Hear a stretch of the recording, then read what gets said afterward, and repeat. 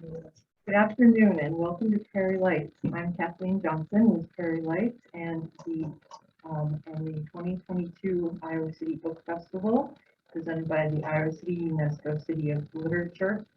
We'd like to thank numerous sponsors, including the City of Iowa City, the University of Iowa, Public Radio, Graduate Hotel, Think Iowa City, and you get the gist. It's a community thing. We're very glad that you all came out to join our community event. Elizabeth Weiss is a graduate of the Iowa Writers Workshop, and not only that, she is a beloved former co-worker of mine here at Prairie Lights. When she was a student, and for a short while after that, or a year or two after that, she worked here, and then in her downtime, worked in there, worked very hard on her edits, and so a lot of this book was done here. Is that right? Yeah. We're so proud of it. We could not be prouder. The Sister Suite has gotten praise from authors far and wide. Andrew Sean Greer, Pulitzer Prize winner, has said, "The Sister Suite will charm you into another world." Weiss has conjured a lost America with wit, sorrow, and beauty. A book like a favorite old movie. Elizabeth Weiss earned an MFA from the Iowa Writers Workshop, where she was a Truman Capote Fellow. Her nonfiction has been published in the New Yorker online. She's taught for the University of Iowa, the Iowa Young Writers Studio, and the Sackett Street Writers Workshop, and is a member for the Minnesota Prison Writing Workshop. She lives in Minneapolis with her spouse, daughter, and dog. I'm very happy to have her here today. Please welcome Elizabeth Weiss.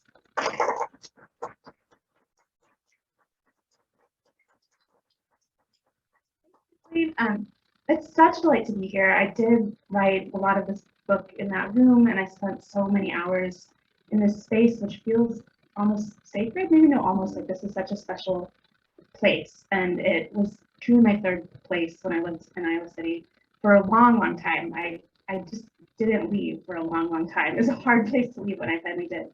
And it's really wonderful to be back. Thank you all so much for being here. So I'm going to read.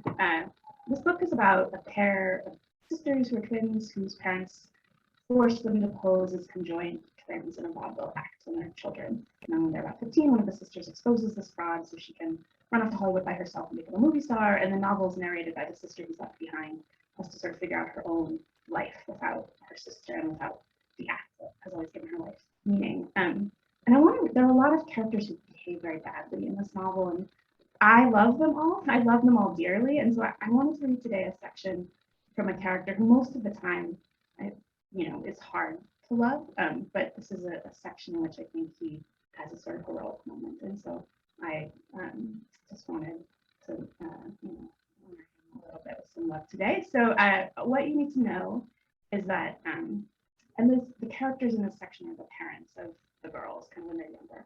And they have had kind of a past in the theater. He was kind of an up-and-coming set designer who had real talent, and she was sort of a star of the Follies. She has a terrible accident for which he's responsible that kind of ends her dancing career. And so this scene kind of comes in the aftermath of that accident when she is kind of learned she's pregnant and kind of stays in this marriage, and kind of this is that moment in their history. So I'll read a little bit, and then I hope you'll have some questions. Okay. April of 1913. He doesn't know it yet, but the finest year of Leonard Sox's life is about to begin.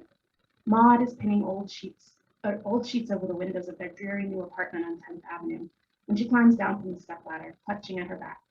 Lenny watches from the corner, angry at her for showing off, for not letting him help, for not accepting the reality of her leg and her cane and her delicate condition. The sound she emits is low, nearly feral.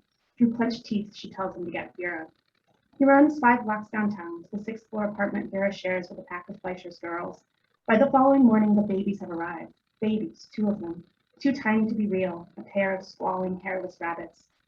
Vera brings Maud the babies to feed, and Lenny paces outside the bedroom, feeling superfluous, clumsily male. But something is wrong. Maud weeps. All that first day she weeps, and all the next night. Lenny takes a few hard pulls from a bottle every hour or so to keep himself at neutral. He had been the youngest of his brothers. He hadn't understood the violence a baby's arrival enacted on its mother's body. Vera assures him that everything is normal. It's only natural, she says, a period of adjustment. But on the third day of crying, Vera comes to Lenny, her face tight with what he now recognizes as fear, and asks him to go in to try talking to her. The bedroom is a cave smelling of milk and blood. The babies are sleeping, both of them at the same time, a miracle. But Maud's face is pale and tear-stained. She can hardly speak for crying until finally the words erupt, the words neither of them will ever refer to, but which will sit between them for the rest of their lives. I thought this time it would be different. The next day, the babies are his. Maud needs her rest, Vera says cheerfully, and he carries the bassinet out of the bedroom. The two of them take turns preparing bottles, rocking the girls, bathing them, feeding them. Vera ceding a little more responsibility to Lenny every day. He catches her looking at him with reluctant admiration. He ties the corners of their diapers into tidy little bows. He holds the one that won't sleep without being held. He dangles the pocket watch above the one that likes to look at the pocket watch. Eventually, the blur of baby, a perpetually renewing need, divides into two, Harriet and Josephine, each already herself. He sings Baa Baa Black Sheep and Hush Little Baby, and a song his father used to sing about a clumsy glass mouse whose mother has to patch him up with glue. Vera cooks and carries in a tray for Maud. Lenny eats one-handed, one of the girls always making some claim on the other hand. Mr. Fleischer sends a final check. Lenny trawls their apartment for things to sell. There is no place for him in the theater, not yet, not with his reputation. But he starts to leave the girls with Vera for a few hours at a time so he can bring in some money, washing windows or painting houses or hauling trash. He cannot do more than this because he cannot be there to be away from them. Not for a full day, not yet, not when they are so little still, not when their need for him is so absolute. They grow, 6 months old, 7 months. Lenny is stunned by the way he possesses the facts of their lives. Until the day he dies, he will cling jealously to these facts, the private history of his daughter's infancy, the way they hum for hours, one picking up wherever the other leaves off, how their teeth come in at exactly the same time in exactly the same order. The night he paced for hours on the tar paper roof until Harriet, sticky with a fever, finally slept against his chest. Josephine's gleeful shriek the first time she thought to bang a spoon against the pot. On the same day, for the first time, both girls say da. The next day they say he. For their mother, to whom Vera carries them on her better days, and there are more of those than there were at first, they do not yet have a name. 3 days after their first birthday, Lenny comes home from filling up carpets in a mansion on East 87th Street, hands raw and lungs full of fibers, to find Vera at the stove, frying onions and beaming. Oh, look, she says, adjusting the flame. And Lenny knows right then, but he still rushes into the bedroom, and there's Maud, bathed and dressed, with a girl in each arm, cooing into their startled faces. Lenny embraces all three of them, as afraid as he has ever been, though it makes no sense to be afraid. She is their mother. At the edge of his mind's ability to put into words the things he feels, he is certain, is his certainty that he will never do anything better than caring for his daughters, mothering them. Another truth he almost grasps as he holds them in his embrace, chin in the crook of Maud's neck, eyes closed tightly. He has been father and mother both, and now Maud is claiming what is hers, and that is her right, that is natural. And he wants that for her. After the past year, after the past 2 years, after what he has taken from her, of course he will give her the girls. He must give her the girls. It doesn't feel like a choice. It feels like sleepwalking off the edge of the earth. At first they cry for him, reach for him, and Maud weeps again and says, why don't they reach for me? Her weeping terrifies him, both because he can imagine her slipping back under the weight of her sadness, and because he can imagine himself swooping in, reclaiming what he's given up. So he makes himself leave. An evening out and then another, a few drinks here and there, just so they can have a little room to breathe, he thinks, so Maud can get to know her daughters. Soon it adds up to the old habit. And trailing the habit comes the old feeling, that familiar burning injustice. Why is he working at odd jobs, a man of his talents? The question feels larger than its obvious answer, too fundamental to be extinguished by a simple accounting of recent history. And larger still for the loss of the girls. Another seething instinct. If he can't have them, can't have the care of them, then he must shine in the world. If Maud will mother them, then he must prove himself at last in the theater. A man provides, a principle obvious and absolute. He makes the rounds again with new sketches, but it's no, no, and quicker than before. Gone is the polite pretense of consideration. Gone is the encouragement to try again. One morning, after a week of unanswered queries, he goes to David Velasco's office. One secretary after another says Mr. Velasco will be in touch if he is interested. But Lenny knows that if he can only talk to Mr. Velasco directly, Mr. Velasco will recognize his vision. How his talent has been wasted. He waits. Surely Mr. Velasco will leave for lunch, he thinks, a sip of whiskey stinging his own empty stomach. But the noon hour passes, and then 1 o'clock. Another secretary says she really must insist that he go. I'll wait to speak with Mr. Velasco, he says. Her nostrils flare. He knows she is going to speak to Mr. Velasco herself, to tattle. He loses track of his body briefly. He's knocked a stack of magazines off the table. A man in a bow tie hurries into the hall. Lenny stumps in the chair. 3 thick-necked men appear, and there is a hand twisting his collar. There are arms wrapped around his chest. They are pushing him out and down the stairs and through a dark hallway, then into the alley, where each of them lands a few kicks in his gut or groin. His mouth fills with dirt and saliva. A shoe lands on his face, and the rough surface of the alleyway grinds against the other cheek. A few minutes pass before he manages to stand and start the slow walk home. He spits and spits again, but cannot clear the grit from his mouth. He worries a loose tooth with his tongue. Sweat stings the tiny lacerations, some still nubbed with gravel, in the alley side cheek, and the gritted red imprint of the boot. His blood feels brittle. With every step up to the apartment, his bottom ribs burn. When he opens the door of the 10th Avenue apartment, the girls are standing in the sink. Maud is pouring a cupful of water on Josie's head, while Harriet reaches out to catch the falling stream. All 3 of them are singing the song about the glass mouse. Light shines through the window in a straight, clear beam that falls on the girls, just the girls.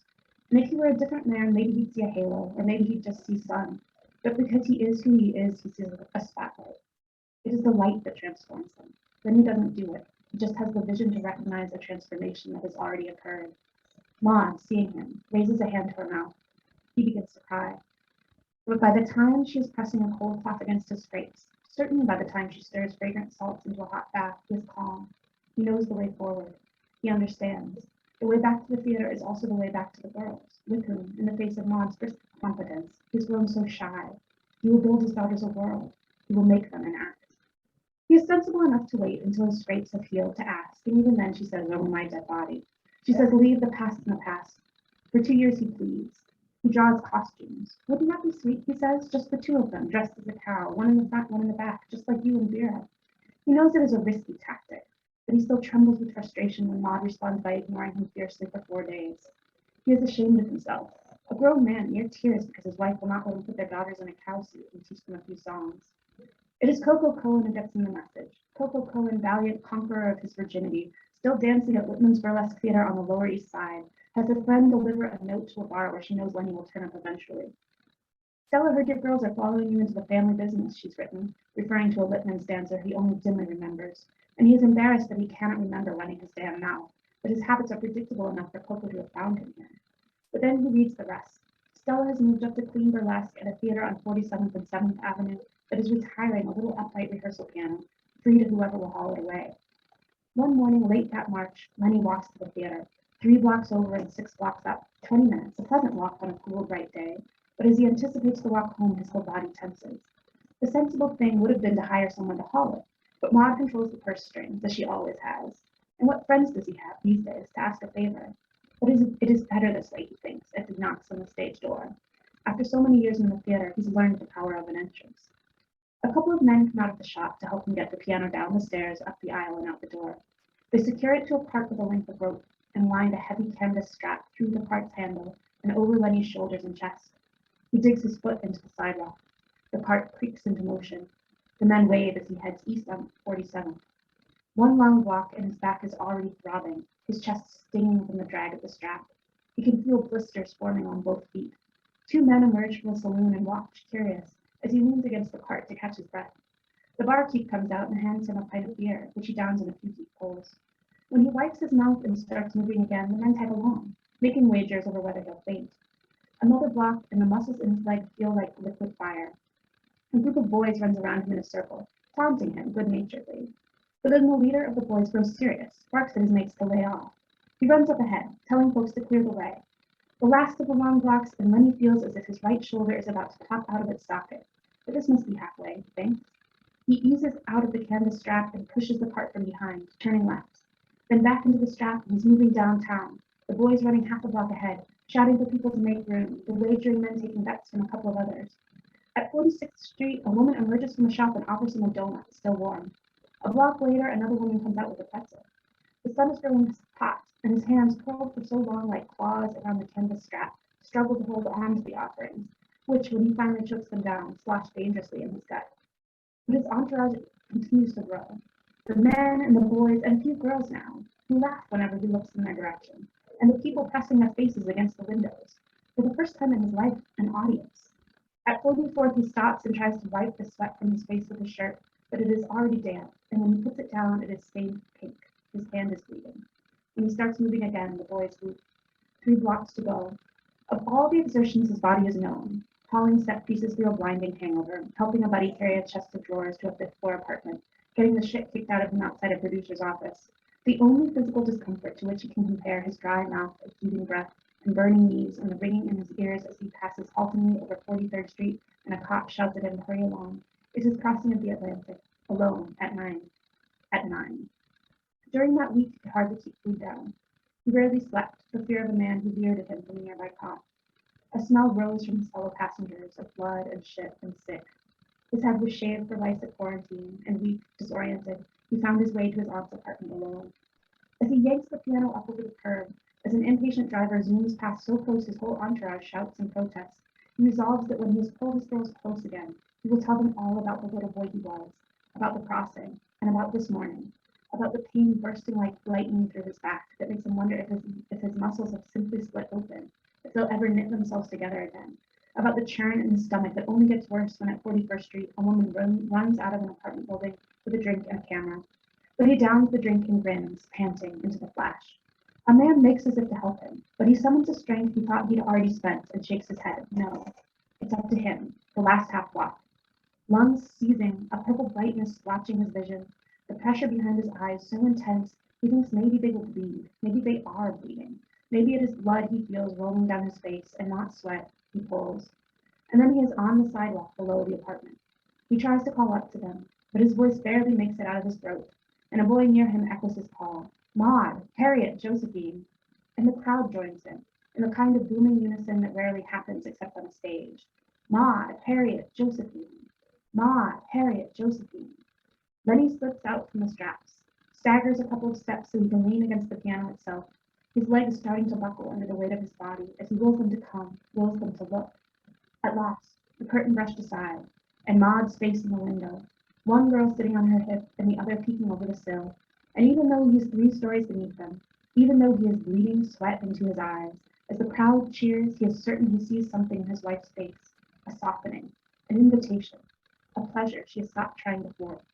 He knows in that moment that she loves him still, and that his girls will live inside his life. He knows he'll have his act.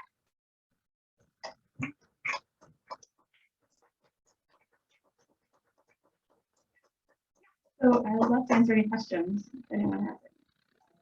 Let's start with why twins? What drew you to twins? Oh, I don't know, that's a good question. I am not a twin, but I've always been kind of in the proximity of twins. There are a lot of twins in my family tree, and there's just something fascinating about the kind of closeness inherent in that relationship. And I think maybe I was interested in writing about a family that was in a lot of ways too close, that had a kind of uncomfortable intimacy and that had been brought into this sort of dysfunctional closeness by keeping secrets. And so there was something about the kinds of psychological questions and family dynamics that I was exploring that I think sort of suggested that sort of extra intimate kind of sibling relationship. I think maybe that's where twins came from. Although there was a stage in the writing of this book in a very early draft, they weren't twins, they were triplets, and it was the early 90s, not the kind of 20s, and it was a very different kind of book that made no sense. So, you know, the twins were also kind of a winnowing down and maybe a return to sanity after some other ideas that were a little easier. And did you say it took place in the 90s? It did, yeah. They were getting ready to go on full on. It was conjoined triplets. I mean, it didn't make sense. It wasn't plausible. So that's how we ended up in the kind of twins in the vaudeville era. Because Bill Donahue was not one of the hottest people in the 90s. Maybe it was past his era. Right. Yeah. Maybe. No, Donahue's still going. Oh, yeah. I still feel this like Bill Donahue.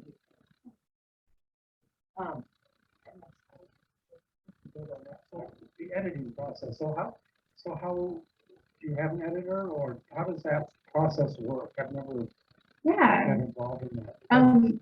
Yeah, I mean, no editor ever saw those triplets. Those triplets were like for 3 weeks in 2011, there were triplets, but I came to my senses on my own on that one. So I spent a long time working on the book. I started writing the very first thing that would grow into it in, I think, 2009 or 2010. And that was just before I came here to go to the workshop. And I worked very intensely on it for those years when I was in grad school and after. And I think it probably from the very first seed of an idea to the time where it was actually finished, that's probably 7 or 8 years. And then at that point, when it was kind of finished, it was kind of sold. And then at that point, I started working with an editor and my publisher. And so, and prior to that, I had an agent who was wonderful and read many drafts of it and had a lot of editorial feedback and worked with me very closely. But really, a lot of the early readers of the book were my peers and teachers here in the workshop who helped kind of shape it into the book it was before it made its way into the kind of publishing realm. What kind of edits and changes how did the ones that had come about more organically through your own circles, how did they differ from what the publisher wanted?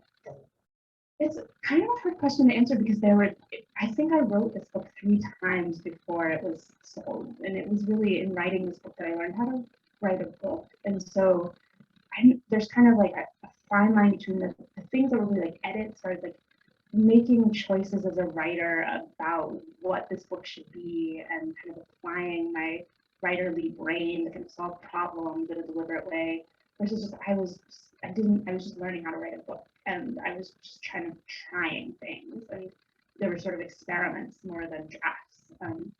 So there was a version of this book that was kind of the whole story of the narrator's life from birth to death in her 80s, and there was a version that had a section of her granddaughter going on a road trip with her stepdad. None of these things remotely resemble anything that's in the book. So it was really, I think the book was the space in which I did a lot of experimentation as a young writer that might otherwise have been, I wrote 50 short stories or I wrote 5 novels. There might have been other ways of kind of doing that work. So I think there were many years where I was in this kind of learning stage. And then I think at a certain point, I came to understand what I really wanted the novel to be and what I was really doing. And that felt different. That felt more like I was making choices that were moving in a particular direction. And I guess at that point, there were things like kind of refining and making sure I deeply understood the voice and point of view of the narrator and was deeply grounded in that voice. And I made a lot of I wrote many scenes, or like hundreds and hundreds of pages that weren't the scenes that ended up needing to be in the book. And so there was a lot of process that was around kind of moving and cutting and kind of figuring out what the kind of actual shape of the plot was. And that was maybe only in the last 2 or 3 years of that work that I feel like I was making those kinds of choices and really in control of a process as opposed to just flailing and sort of trying to figure out what the book was.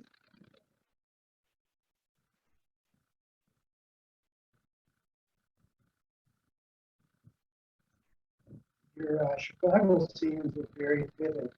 Did you live there, or did you do research, or did you just drive around a lot? That's an embarrassing question because I have never lived in Chicago. I had a very suburban relationship to a child. I grew up to Chicago as a child. I grew up in Northwest Indiana in a town called Valparaiso, which is maybe like an hour out of Chicago. And my experience of Chicago for most of my life was, well, I should say also I had 2 siblings who were way cooler than I was.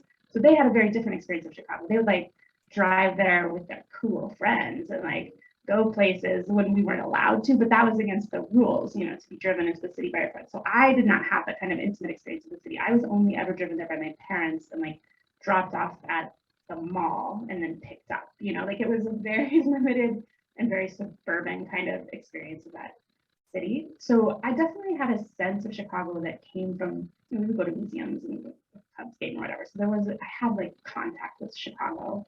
And then everyone in my family, other than me, has lived in Chicago for some time, including my parents. So I had stories about Chicago, but I did a lot of research, and a lot of it was, I went to Chicago, I went to the Chicago Historical Society and looked in the archives and kind of got a sense of you know, where things were and what the neighborhoods were. And I found a book called The Gold Coast and the Slum, which is a sociological study of the near north side of Chicago that was conducted by University of Chicago sociologists in 1929, which was a kind of miracle for my book. It was just this incredibly detailed, vivid accounting of really intimate kind of facts about people's lives in exactly the year I was writing about. So we interviewed all sorts of people who were living in that neighborhood, and that neighborhood had really interesting diversity. So there was kind of the Gold Coast there among kind of the richest old families in Chicago, and then the slum was kind of within a mile of those grand houses where you had mostly kind of new immigrants who were among the poorest in the city. And there was the rooming house district where mostly like young men and women who were single and worked in the week just needed kind of a room to live in. It was a very kind of sad and bleak sort of neighborhood of these rooming houses that were empty during the day, and everyone came home and like eat on their little like hot plate at night. And it was just kind of like a commuter neighborhood. And then the Bohemian neighborhood that kind of appears in the novel, which was kind of had passed its prime at the time I'm writing about, but had been full of poets and artists and people living in unconventional ways. And they were all packed in very closely together in this small neighborhood. In this book, these researchers just kind of talked to people in all of these different neighborhoods. And so it gave me a sense of the neighborhood in the voices of the people that really lived there at the time. There are all sorts of wonderful detailed objects that would be in their apartments, and they're kind of like social drama, like, this is who I was having a fight with, and these two people are living in sin in this apartment of, like a lot of really wonderful kind of gossip was reported in this academic study. And so this kind of old Chicago really came to life for me through that research. And I just pray that no Chicagoans read the book and think it sounds wrong. Yeah.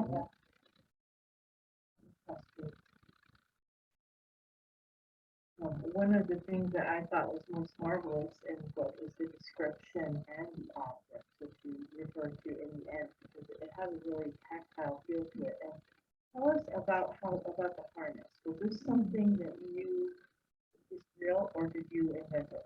No, it's a total invention. So these sisters, the act that their father eventually devises for them is that they'll pose as conjoined twins, and he sort of binds them into this harness that gives them the appearance of conjoined twins. So I when I was younger, I had aspirations to be a performer, and I spent a lot of time in theaters, and so I think maybe some of the kind of tactile detail of that costume came from being in a corset for a Shakespeare play or something. Like there was a kind of, I'd had the experience of being costumed in this way, and I mean, the backstage is so rich in sensory detail. Just like the smell of a room where there are costumes and makeup is distinctive, and the kind of like a rack full of costumes, the kind of sound the hangers make when you push them is distinctive. So I think maybe I had a sense of what it was like to be in a space where a costume like that might be fitted, and that kind of gave my imagination enough to work with, to sort of imagine what it might be like to actually put it on, what he might actually design for them. Yeah, it was an invention. I did come across in my research a pair of twins who posed as conjoined twins in like the Follies in New York in kind of maybe in the early 1900s. And there it wasn't meant to deceive the audience. It wasn't a fraud like these sisters are. But that was sort of a fun thing to discover, that there was actually a precedent in the theater for kind of dressing twins in this way. And People be crammed into the same dress? I think so. And it was like, I mean, well, there was some kind of way in which they were, bound, that it would give an appearance of a single body, but yeah. So I'm kind of curious about the writers workshop and how, how you got accepted. What did you do before, and how did you get accepted? And, did you learn enough there that the process of writing this book, writing it or did you learn more from writing the 3 times, or was it all kind of like blended together? Yeah, That's an interesting question. I mean, I learned so much at the workshop. I had a wonderful, wonderful experience here. And I came in knowing very little. I maybe had taken a couple of writing classes before, but I'd never studied writing in a serious way. And I'd sort of never given myself permission to take writing seriously. And coming here, I think, wasn't a kind of a way of making concrete this decision that I'd made in my life, that I valued this deeply and wanted to give it a real try. So it was really the first time in my life that I'd been immersed, among people for whom writing was so important and for whom reading was so important. I think in a lot of ways, the thing that happened for me that was most exciting in the workshop was really I came into my life as a reader, and I started reading in new ways. Like I read, not just new writers, but I read with a kind of curiosity about how books worked that felt different from the way I'd read before. So it was definitely a formative experience. I couldn't have written anything. I think it transformed me as a human being and a writer. But it was only 2 years, and there were many lingering years in which I still hadn't figured out how to write a novel. So I think I probably there were seeds planted in the workshop that I then needed that time to kind of cultivate. And frankly, I think a lot of it was sort of just I needed time to finish growing up. I came here when I was 26, 27. So I mean, there were definitely much younger people who come to the workshop than I was, but I was in a lot of ways just an immature human being, and I think I needed to kind of just pass through some more life in order to understand human beings enough, or maybe recognize what I didn't understand about human beings in order to approach them with the curiosity that I needed to in order to write a book about them. That makes sense. So, how did you sustain faith in your projects through this lengthy process, right? Where it sounds like first you had to die off, so how did you sustain your faith in the project and the work over that time span? Yeah, I don't know. That's such a hard question. It's a good question, and the truth is there were many crises of faith in that period. Like among the things that happened in that time was I entered my mid-30s and I wanted to have a child, and it was like my life is totally is a mess, and it's a mess because that mess makes it possible for me to spend many hours every day sitting in that room drinking coffee and writing a book. And it was definitely there were moments where I was like, what have I given up in terms of stability or another kind of career in order to make time for this thing? And I still don't know if this book was worth it in that sense, but I think what it comes down to is I even now trying to write a second book, oh no, it's hard again. For 30 minutes at some point in 2018 it felt okay, and then I had to write another book, and it's really, really hard again, and I'm even older, and my life is still really unstable, and I still am kind of preserving that instability in order to kind of have time to do this work. And I don't know if I can say in a kind of a definitive way that it's worth it or that I have faith in the thing I'm writing. I just know that there's something about me as a human being that is compelled to write. And some people who are writers seem to find the work of writing really miserable, and every day sitting down at the computer is miserable and they hate everything about it. And I'm not one of when I'm writing, I take deep pleasure in the writing. And getting to the point in a day where I'm having that experience of pleasure is sometimes really hard. It's hard because there's not enough time, and it's hard because sometimes the work just isn't going well, and it doesn't feel great to be kind of struggling at it. But then when I lock in, even if it's just I managed to write 200 words that I'm not ashamed of, it feels so not just good, but true. It feels like the most authentic, true expression of whoever I am as a human being. But I guess I can't stop doing it, and I am probably going to continue to fuck up my life in a variety of ways in order to continue to try. Yeah, that's the bottom line.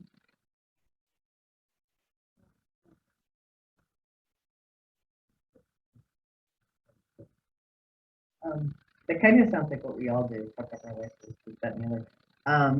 So I like that. So what are you? So are you in the process of doing a second book then? I am working on a second book that's still so raw and new that I don't want to describe it at all. But I will say that, so I did eventually have a baby. So I have an almost 2-year-old, And there was a period, I mean, so I think life is, the life of a writer or artist of any kind is always about trying to like, figure out how to like outsmart capitalism and get enough time to do your work. And whenever there's anything else that requires labor, like that makes that puzzle more complicated. And so that there was a period in there when the puzzle became very difficult and I couldn't figure out how to get work done, while also like caring for a child during COVID with limited childcare resources. And I will say I have a partner who does 50% of the work, so I you know, it could have been worse, but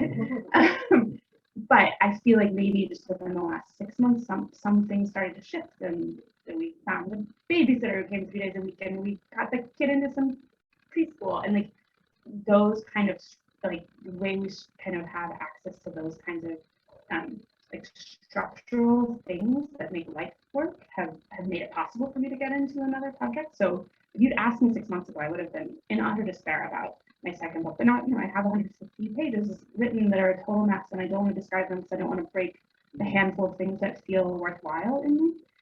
But yeah, it's happening. I'm doing it. It's happening. It happens. Yeah.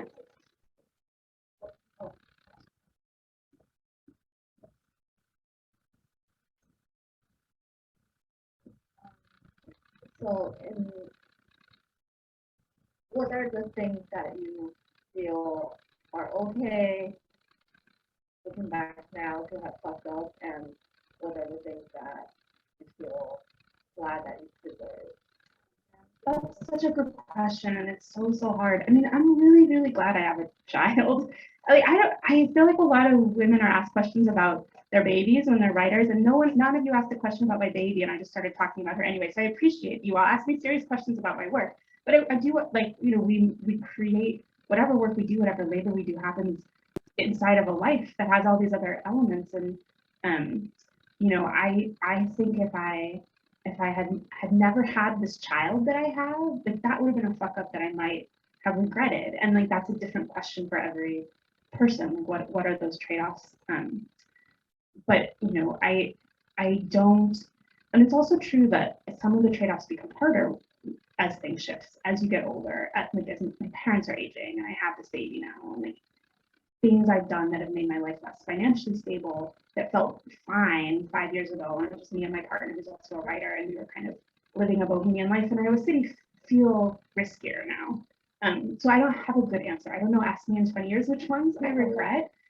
I think, you know, the truth is we live in a society that makes it really hard to design any kind of life that is rich and satisfying, a life where you can make art or even just, you know, hang out with your baby, hang out with your friends. Like these things are not valued in our culture. And so if you're a person who wants to do those things, I think you're always going to have to make some kind of countercultural choice.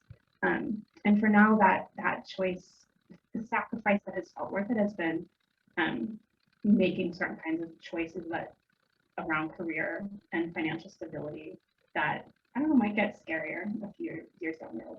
But I also like, I feel like it's disingenuous to say that without acknowledging like I got a generous advance for my book. Like that's been part of the thing that solved the puzzle for a couple years.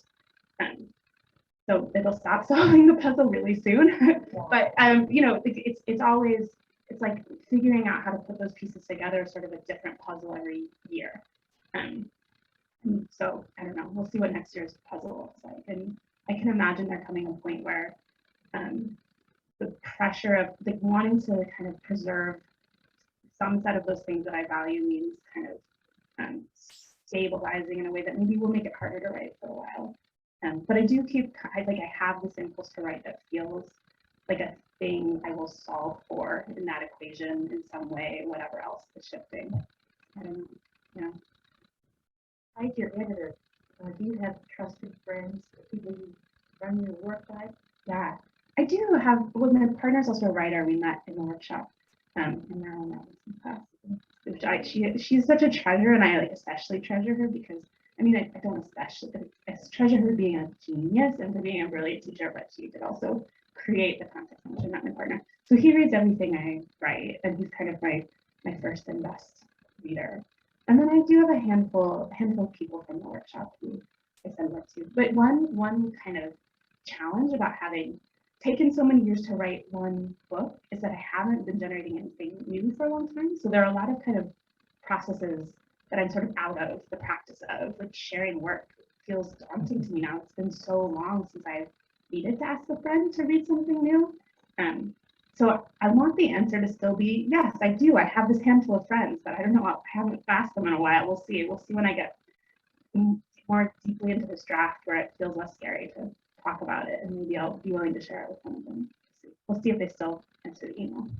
I know one of the things that you've done is some teaching in your various stages of life, but most recently, have you been working with people in prison? And are you leading writing workshops? Or what are you learning through that?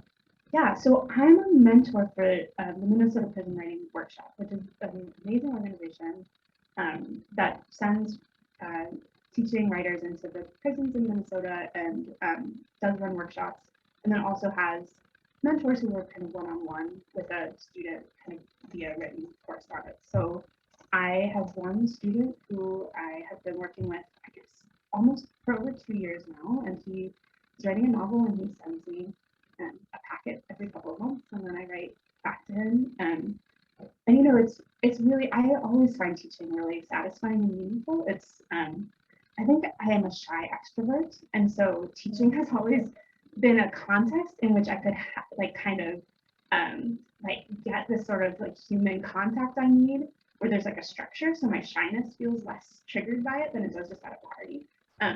So I'm always, I think I'm there, I get something really like rich and satisfying, a kind of energy out of teaching. It's really exciting, whatever context it's in.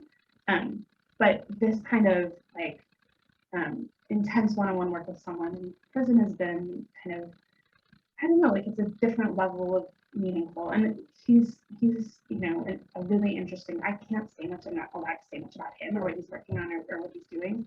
But it's an interesting and intimate kind of access to the life of a person who is experiencing something so outside anything I have ever experienced or will ever experience. So it feels like a privilege to get to be in his life in this way, and to kind of share with him my ideas about writing, but I think more than that, just to be the person he gets to share his stuff with. I think it's really important for him to have that outlet and to know that I get these packets and I read them and I take them really seriously. I think that means something to him. And you know, like I in various stages of my life have been more or less kind of active in political causes that I care about than I am right now. Like right now, I feel there's a kind of effect of kind of pandemic times and having a small child. I do feel kind of an out of kinds of work that I care about. Like I wish I were kind of more deeply engaged in kind of political activism than I am right now. But in a small way, kind of being in correspondence with my student feels like, you know, I'm not kind of doing meaningful work to kind of, you know, undo America's kind of criminal justice system. But, you know, this one guy I can kind of be in touch with in this really meaningful way. And so it feels like a small way to act on my values while also like having a really satisfying and interesting teaching experience.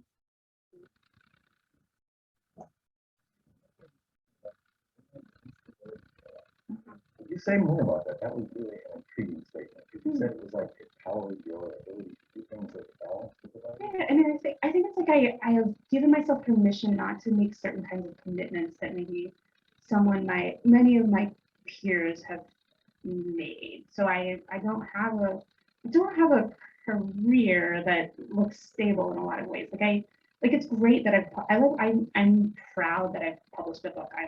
I feel deeply grateful that I get to describe myself as a writer for my job. But you know, like that's not a kind of a sustainable career path for the vast majority of people. And I've been lucky in that I have, because of the generous support I got for this book, been able to kind of get a few extra years of writing life out of it that I might otherwise have done. But there's it's like I'm kind of walking along a bridge and trying to build the bridge as I'm walking along it. And my tools feel like they're kind of diminishing in a lot of ways. So, I don't have an academic teaching, I don't have a teaching job in an institution that's giving me health insurance. And my partner and I both kind of freelance and cobble things together. And like right now our lives work in large part because I'll just be very honest, like I have Medicaid. Medicaid makes my life work. And I have Medicaid because of a quirk that has to do with the pandemic in Minnesota and a governor's executive order that no one can be booted off of Medicaid as long as the pandemic is going. So I was able to receive my advance from my book, have like a couple of years of income because we've learned how to live cheaply, but Medicaid makes my life work. So, like there are ways in which everything feels like it's like things are very delicately balanced.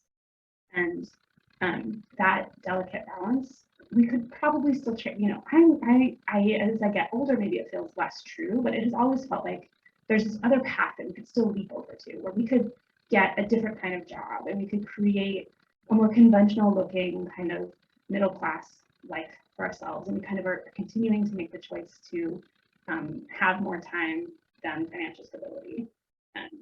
And so, yeah, like I feel grateful that I have a partner who kind of we're able to make those choices together. I think it freaks our parents out. And so I'm sorry to my parents and my in-laws because our lives are kind of illegible to them, and I think it's difficult for them to watch us kind of not have made the kinds of choices that maybe some of our siblings have made, or maybe they wish they could tell their siblings we had made. But yeah, it's all trade-offs. So we have enough time to write for now, and that's great. Yeah, I mean, the instability is kind of a side effect of I wouldn't choose if I could have if we lived in a culture that was going to give me like affordable housing and like a grant every year to go write, that would be beautiful. I would love that kind of stability, but I don't think that's available, here now. So we're just kind of like finding the cracks that we can kind of squeeze through and make it work.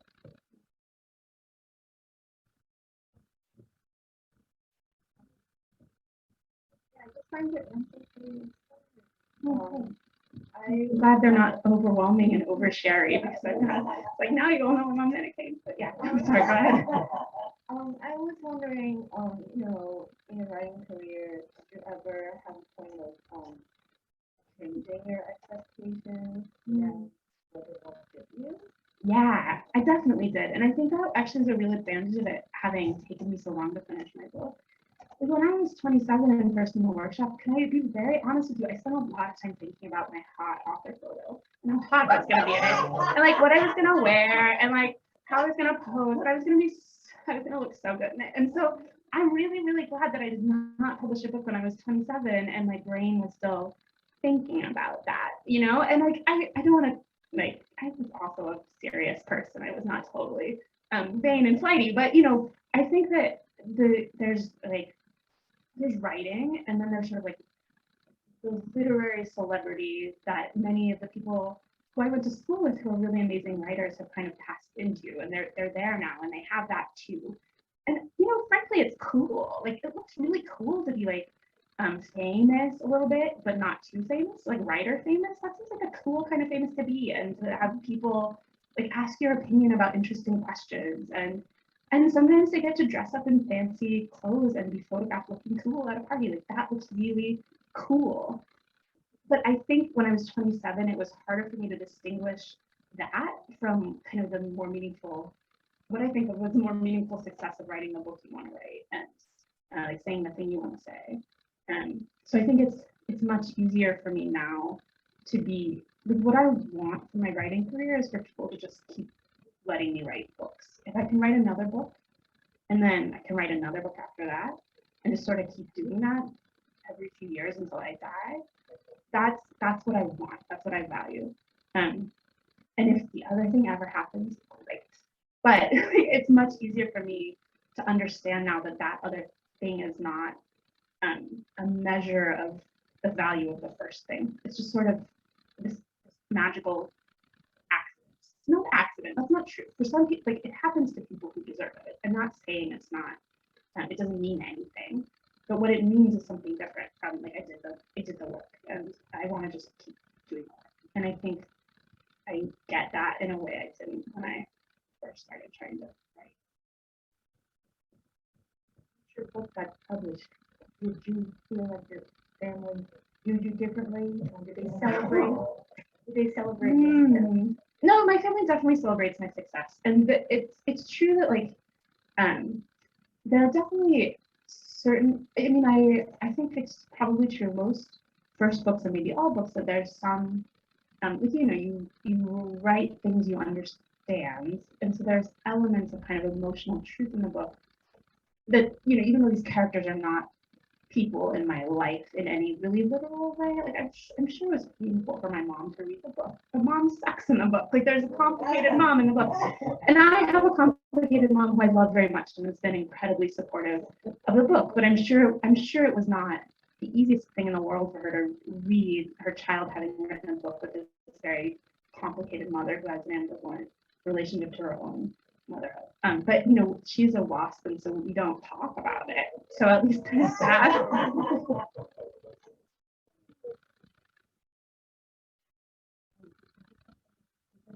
Another question?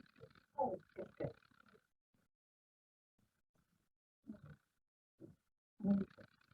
So I also find your interest very inspiring. You're talking about that instability, and it feels like we're just coming to you for life advice. Yeah, please don't. I mean, but I am a young writer, and I'm wondering. I also think about my hot office all the time. How do you not think about the future and just focus on doing the work? I mean, maybe part of it is that I forgive myself for the times when I do think about the future. Like I think it's not. I mean, it's natural. It's fine. Like you're gonna think about these other things. I never really felt jealous of other writers until like my book came out. And suddenly like it felt like things that like some people got I didn't get, and I would have flashes of jealousy. And for years I've been kind of smarmy about it. Like I like like it's just another work, and like but I felt these feelings. And like I think maybe what I've gained in my maturity is kind of an understanding that like I don't have to be like in the thrall of those feelings. Like it's real and you'll feel them and that's fine. And you put them somewhere. And then just try to in whatever way like build up whatever psychological walls around the work itself so that it is a different thing. I don't know, like I like ritual around my writing, so like making like a physical space or like some kind of like I used to come here and I would order 2 cappuccinos over the course of the morning and get a chocolate chip cookie, and just like the cappuccinos and the chocolate chip cookie were an important part of the ritual. Like I can't drink 2 cappuccinos now. That's another difference between being 27 and almost 40 is I can't drink that much coffee. But like creating some kind of ritual that makes the writing space different from the rest of my life, even if it's just like a food or like a bathroom, whatever it is, for me helps kind of. I'm just marking that as its own thing and a special thing. So I don't know what the answer is for you, but I think maybe being forgiving of yourself for whatever wrong feelings you have about your writing, and then finding whatever structure works for you to protect the writing from the part of your brain that very naturally feels the other stuff.